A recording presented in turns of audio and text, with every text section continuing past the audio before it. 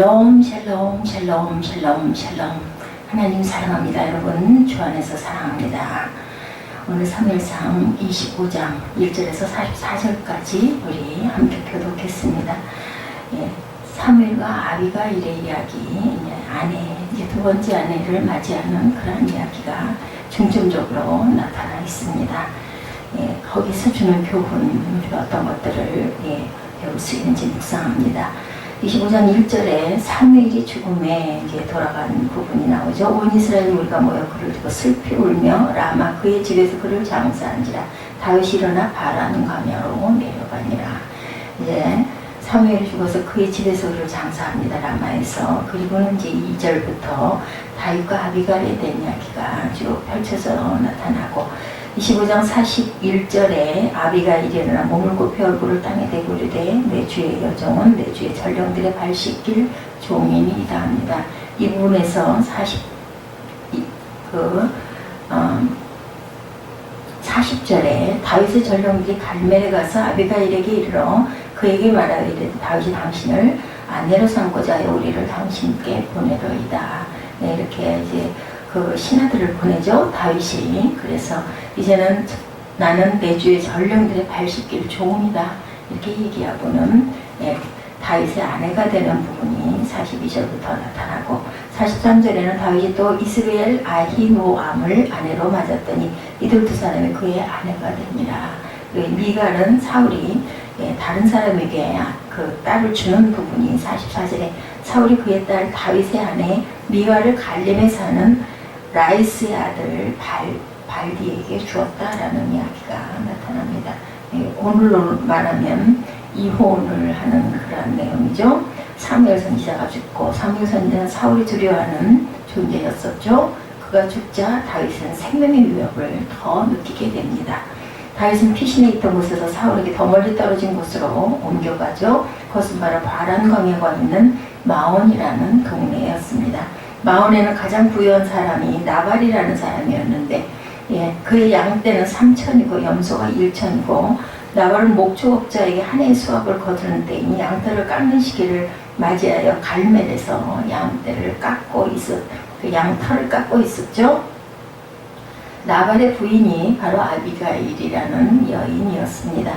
굉장히 총명하고 용모가 아름다웠다 나타납니다. 하지만 나발은 성격이 완고하고 행하는 일마다 악한 사람이고 갈멜 족속 사람입니다. 다윗은 나발이 광야에서 양털을 깎는 일에 열중하고 있다는 소식을 듣고 10명의 소년을 나발에게 보내서 그 말을 전합니다. 너는 평강하라. 내 집도 평강하라. 내 모든 소유의 모든 것도 평강하라. 내게 양털 깎는 자들이 있다함을 내가 들었다. 내 목자들이 우리와 함께 있었으나 우리가 그들을 조금도 해치지 않았고 그들이 갈멜에 있는 동안에도 양 한 마리도 빼앗은 적이 없었다. 내가 너희 소년들에게 물어보면 그들이 사실을 말할 것이다. 그런데 내 소년들에게 은혜를 베풀어 주기를 바라노라. 우리가 좋은 날 축제의 노래 왔는데 내 손에 있는 대로 내 아들과 같은 소년들과 나에게 자비를 베풀어 주기를 원한다 청하죠. 다윗의 소년들이 나발에게 가서 다윗이 시킨 대로 모든 것을 그대로 말합니다. 그러자 나발이 다윗의 소년들에게 대답하죠. 다윗은 누구며 이 세 아들은 누구냐? 최근에 자기 주인에게서 엎드려 도망치는 종이 많다고 하는 소리를 들었다. 내가 어떻게 내 떡과 물과 고기를 어디서 온지도 알지 못하는 너희들에게 주겠느냐? 이렇게 대답을 하죠. 다윗의 소년들이 다윗에게 돌아와 나발이 말한 것을 전합니다. 다윗은 크게 경노하고 자기 사람들에게 말하죠. 내가 나발의 모든 소유물을 광야에서 지켜주고 하나도 손실이 없게 한 것이 모두 허사가 되었다. 다윗이 화가 났어요. 그가 악으로 나의 선을 갚는구나. 내가 그에게 속한 모든 것 중 한 남자라도 아침까지 남겨두면 하나님은 다윗에게 벌을 내리시고 또 내리시기로 내가 화가 나가지고 각자 칼을 치고 나를 따르라. 다윗은 600용사 가운데 400명을 데리고 나발에게 향합니다. 이야기를 쭉 하고 이제는 쳐들어가죠.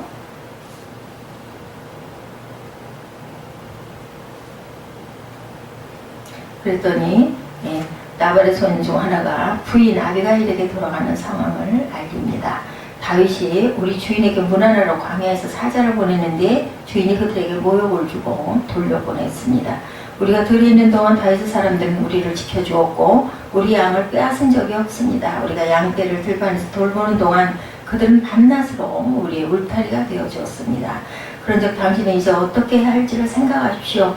왜냐하면 다윗이 우리 주인과 주인의 온 집을 멸망시키기로 결심했습니다. 주인은 악한 사람이라서 아무 말도 할 수가 없다. 이렇게 그 나발의 그 신하 중에 한 사람이 아비가일에게 이야기합니다.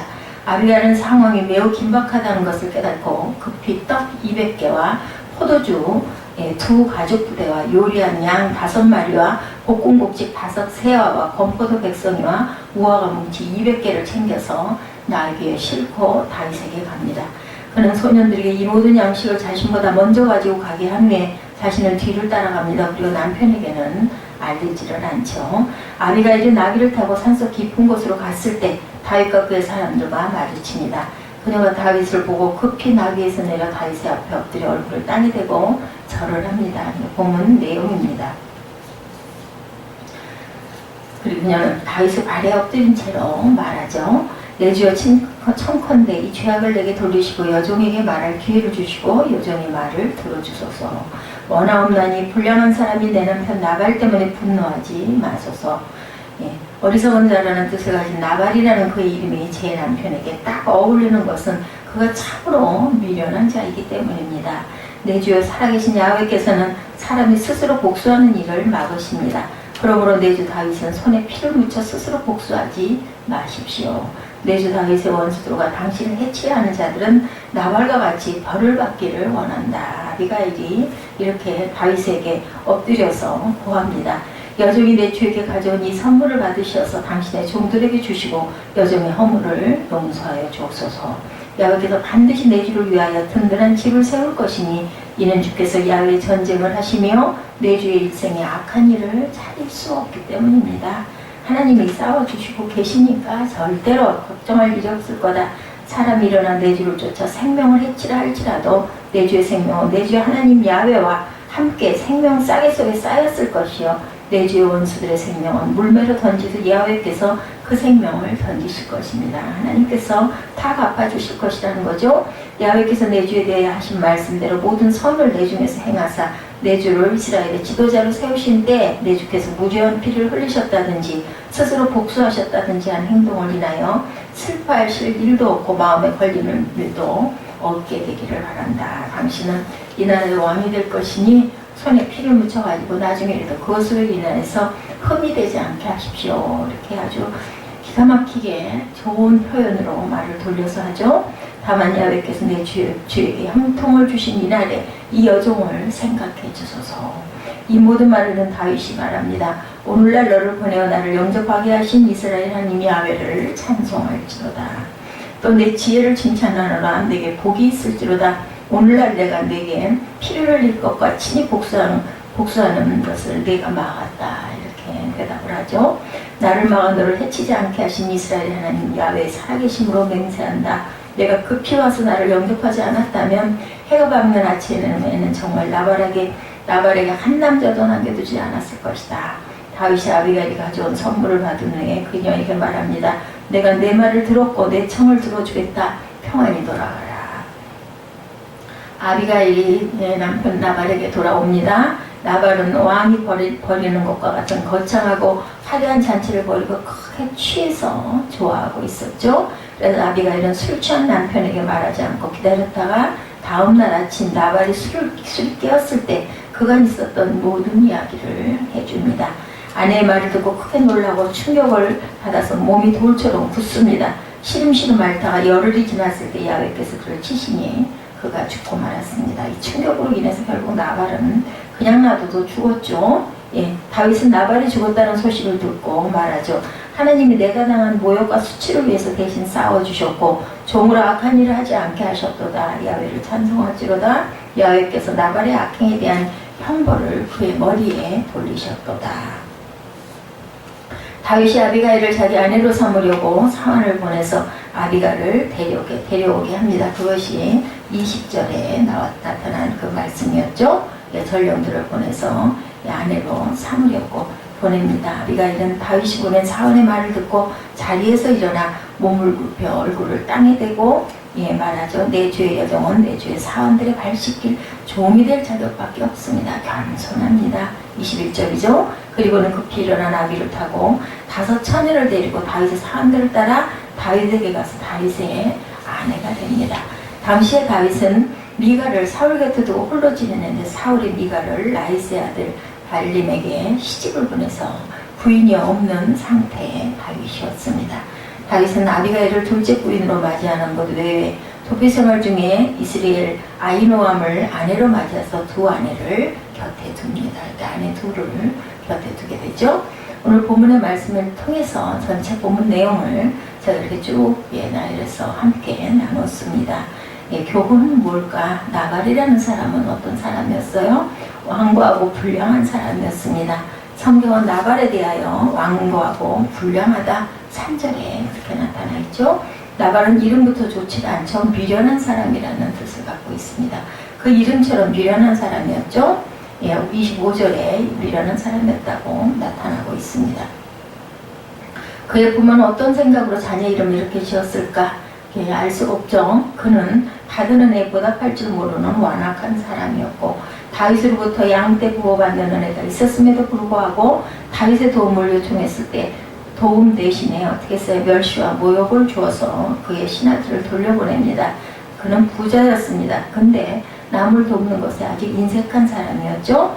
자신을 위해서는 왕의 잔치처럼 화려한 잔치를 열었지만 이웃을 돕는 일은 매우 인색한 사람.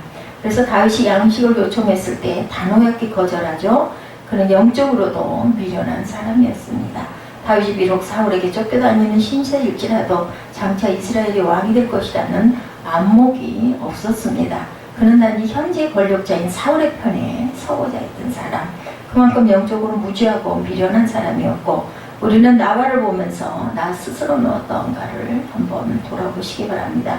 나에게는 나발처럼 완고하고 남을 돕는 일에 인색한 모습은 없는가? 눈에 보이는 세상의 것에 좌우되는 미련한 모습은 없는가? 우리에게 경계가 되는 인물이 어떤 인물인가? 이런 것들을 우리 한번 생각해 보십시다. 2번째, 아비가일은 지혜롭고 겸손한 여인이었었죠. 오늘 본문에서 쭉 나타나는 것이 정말 그 많은 것들을 부지런히 해가지고 미리 보내고 뒤따라가가지고 다윗의 마음을 아주 편하고 시원하게 씻어주는 아주 그 지혜가 있는 사람. 아비가일에 대해서 지혜롭고 총명한 사람이라고 3절에 25장 3절에 칭합니다. 아비가일의 지혜는 다른 사람의 필요를 채워주는 지혜였습니다. 18절이죠. 아비가일이 급히 떡 200더미와 포도주 2가지 부대와 잡아 준비한 양 5과 볶은 곡식 5세야와 건포도 100소미와 무화과 뭉치 200개를 취해서 나귀에 싣고 남편이 다윗의 소년들에게 한 악행과 이에 대한 다윗의 반응을 알고 난 후에 제일 먼저 다윗이 현재 절실하게 필요로 하는 양식을 준비해서 다윗에게로 보내죠.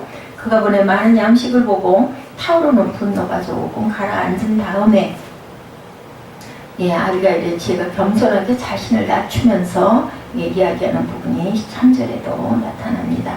아비가일이 다윗을 보고 급히 나귀에서 내려 다윗의 앞에 엎드려 얼굴을 땅에다 대죠. 그런 다윗을 만나자마자 땅에 엎드려 절을 하고 그의 발 앞에 엎드린 채로 남편의 죗값을 자신에게 물어달라고 이렇게 고백을 합니다. 아비가일의 겸손과 희생은 다윗의 마음을 감동시키고 그의 분노를 가라앉게 하죠.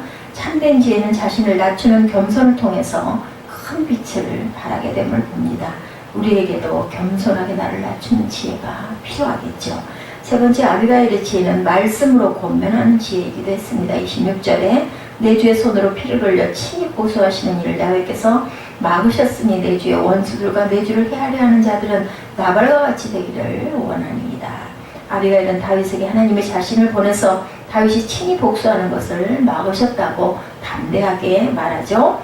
다윗은 이 말을 듣고 정신이 번쩍 들었을 것입니다. 비로소 복수의 칼을 높이 들고 있는 자신의 모습을 발견하고 마음을 내려놓습니다. 우리도 다른 사람을 권면할 때 사람의 말이 아니라 하나님의 말씀으로 권면하는 그런 지혜가 필요하겠죠. 4번째, 아비가일의 지혜는 장래의 소망을 또한 제시하는 그런 지혜이기도 했습니다. 28절이죠. 야훼께서 반드시 내 주를 위하여 든든한 집을 세우시리니 이는 내 주께서 야훼의 싸움을 싸우시며 예, 내 주의 일생에 내 주에게 악한 일을 찾을 수가 없음이니다. 이렇게 고백합니다. 29절에 내 주의 생명은 내 주의 하나님 야훼와 함께 생명 싸개 속에 쌓였을 것이요 내 주의 원수들의 생명은 물매로 던지듯 야훼께서 그것을 던지시리이다. 아비가일은 환난 중에 있던 다윗에게 하나님이 반드시 다윗을 이스라엘 왕으로 세우실 것이라고 예, 격려를 해줍니다. 또한 다윗의 원수들이 다윗을 해치려고 해도 하나님이 그를 생명싸개로 보호하실 것이고 원수들을 하나님의 물매로 돌을 던지듯 던질 것이라고 믿음의 선포를 하죠. 우리도 이웃에게 장래의 소망을 제시하는 말씀을 전하고 예, 소망을 일으켜주는 그러한 그 용기를 북돋아주는 그런 말을 할 줄 알아야 되겠습니다. 아비가일의 모든 말을 듣고 난 다윗은 아주 크게 감동을 받았겠죠. 그리고 그를 보내신 하나님을 찬양합니다. 또한 아비가일의 지혜를 크게 칭찬하죠. 결국은 다윗을 하여금 친히 복수하는 죄를 짓지 않도록 그녀는 도왔고 무고한 남자들이 다윗의 칼에 죽임을 당하는 불행을 또한 막았습니다. 그의 지혜는 많은 사람을 유익하게 하는 그러한 지혜였죠. 그런데 아비가일의 지혜는 어디서 온 것일까? 야훼를 경외하는 믿음에서 왔죠.